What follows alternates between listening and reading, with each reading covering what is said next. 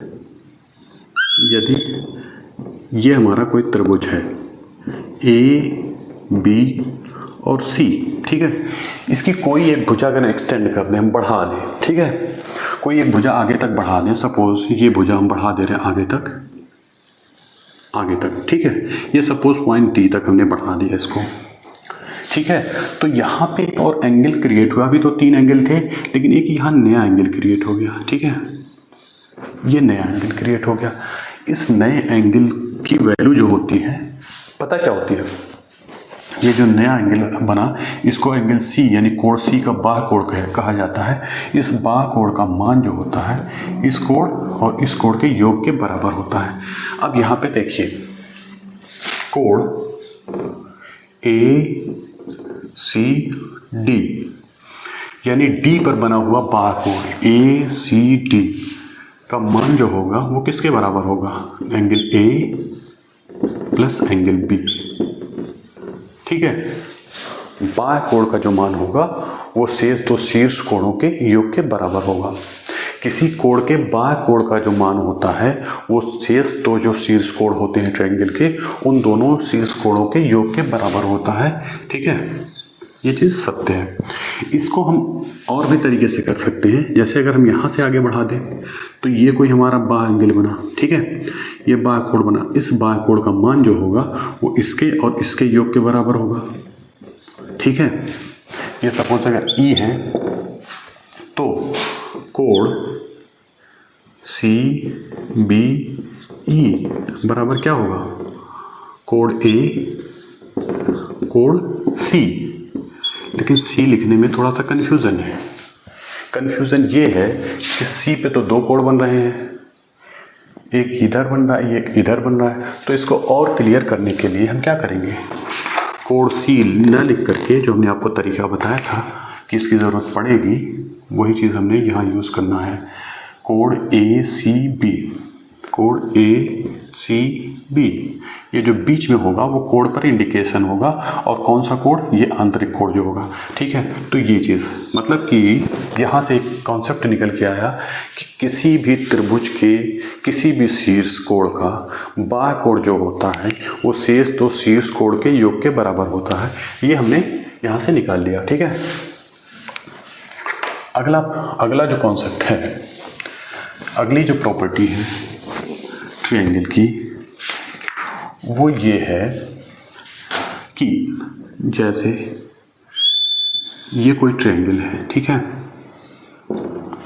ये कोई ट्रायंगल है ए बी सी,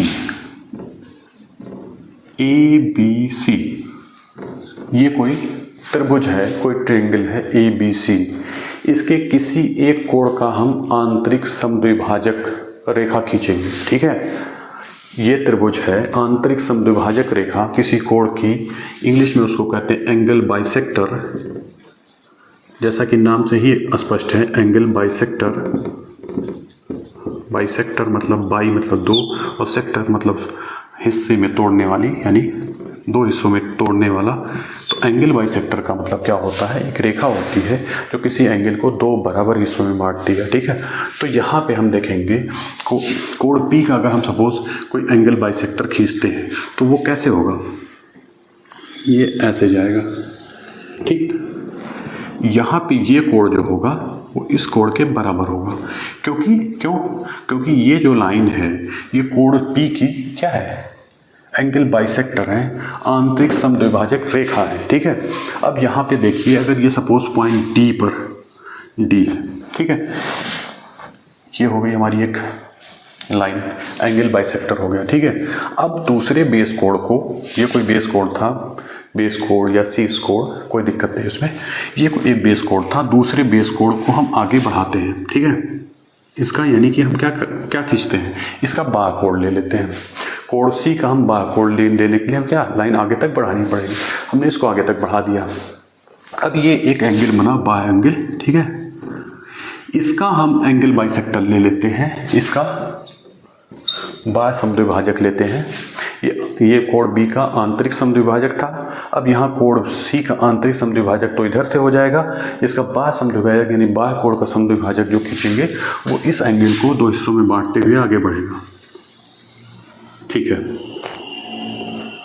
ऐसे कुछ। ठीक, यहाँ पे क्या होगा, ये कोण जो होगा इस कोण के बराबर होगा। ठीक है, क्योंकि ये क्या है, बाह्य समद्विभाजक रेखा। अब ये आंतरिक समद्विभाजक और ये बाह्य समद्विभाजक, ये दोनों रेखाएं जाकर के पॉइंट डी पर एक दूसरे से मिल रही हैं।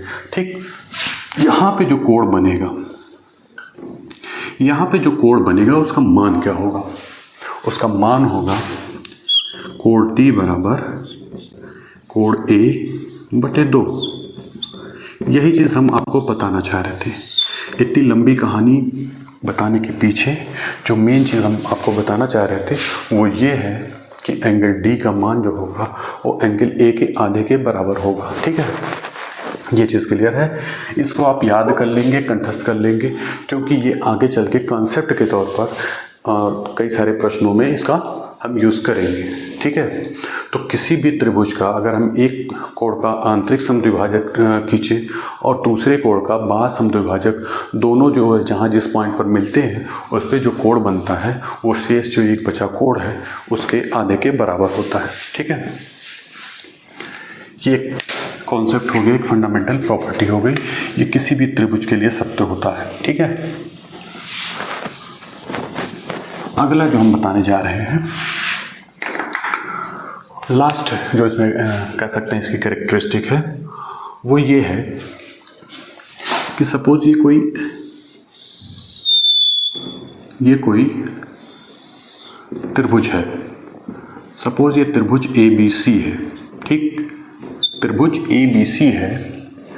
यहाँ से सबसे पहले एक शीर्ष कोण से अपोजिट लाइन पर उसके सामने की भुजा पर हम एक लंब डालते हैं। ठीक है, अगर यहाँ से हम एक लंब डालें, ठीक, सपोज इस लंब ने डी पॉइंट पे सपोज BC को कट किया। ठीक, अब हम क्या करते हैं, कोण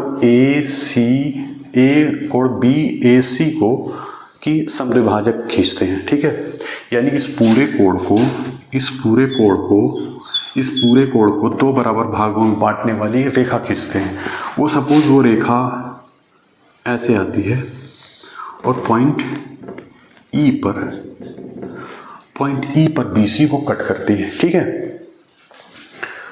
यहाँ पे हमने क्या किया, दो चीज़ें ड्रा करी। एक त्रिभुज था हमारे पास ABC, इस त्रिभुज में सबसे पहले हमने एक लंब डाला अपोजिट साइड पे, ये हो गया लंब जानते हैं ये 90 डिग्री का कोण होता है। ठीक है, और दूसरा हमने क्या किया, इस एंगल की पूरा जो कोण A है उसका समद्विभाजक ड्रा किया जो कि आके E पॉइंट पर BC को कट किया। ठीक है, यहाँ पे एक नया कोण निर्मित हुआ, आप देख रहे होंगे ये कोण। ठीक है, ये कोण अगर थीटा है, ठीक, थीटा एक साइन होता है, थीटा से हम रिप्रेजेंट करें अगर कि वो कोण अगर हमारा थीटा है तो इस थीटा का मान कितना होगा ये हम आपको बताना चाह रहे हैं। यहाँ पे कोण थीटा बराबर जो होता है वो कोण B माइनस कोण C बटे 2, इसका मॉड, यानी कि B और C के अंतर का आधा कर देंगे तो वो इस कोण के मान के बराबर होगा। ठीक है, अब यहाँ पे एक नई समस्या आपके सामने आ गई है कि ये मॉड क्या चीज़ है। मॉड एक्चुअली मॉड एक शॉर्ट फॉर्म है मॉडुलस का।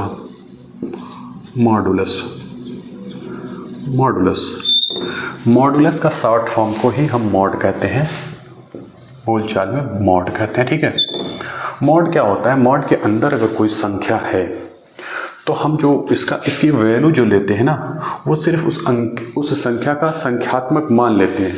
उस संख्यात्मक मान जो उसका होता है उसी को हम ले लेते हैं, उसके साथ जो साइन होता है उसको हम छोड़ देते हैं। ठीक है, आप बस यही समझिए कि अगर सपोज ये -3 है, अगर हम मॉड लगा दें -3 तो इसकी वैल्यू हो जाएगी 3। मतलब ये सिर्फ संख्यात्मक मान को ही हमने यहाँ पे ले लिया। यहाँ पे इसलिए मॉड लगाया गया है कि ऐसा भी हो सकता है कि कोण B छोटा हो और कोण C बड़ा हो। उस केस में क्या होगा, उसका अंतर जो आएगा वो आ जाएगा निगेटिव, और निगेटिव एंगल बटे 2 करेंगे तो वो निगेटिव ही रहेगा पूरा। तो एंगल को निगेटिव में ना लेने के लिए हम इसको मॉड के साथ यूज़ करते हैं। ठीक है, तो बस मेन चीज़ जो हमको बतानी थी वो ये है कि अगर कोई त्रिभुज है उस त्रिभुज का हमने एक परपेंडिकुलर किसी एंगल से ड्रा किया और एक एंगल बाइसेक्टर ड्रा किया। इन एंगल बाइसेक्टर और परपेंडिकुलर के बीच का जो कोण होता है शेष दो कोणों के अंतर के आधे के बराबर होता है। ये हमने इससे बता दिया। ये तो रही हमारी फंडामेंटल प्रॉपर्टीज ऑफ ट्रायंगल। ठीक है, परिभाषा हमने बताई और फंडामेंटल प्रॉपर्टीज ऑफ ट्रायंगल बताई। अगली चीज जो हम बताने जा रहे हैं वो types of triangle.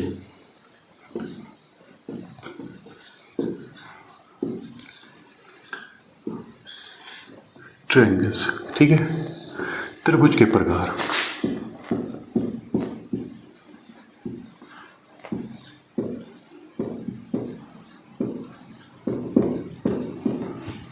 Types of triangles.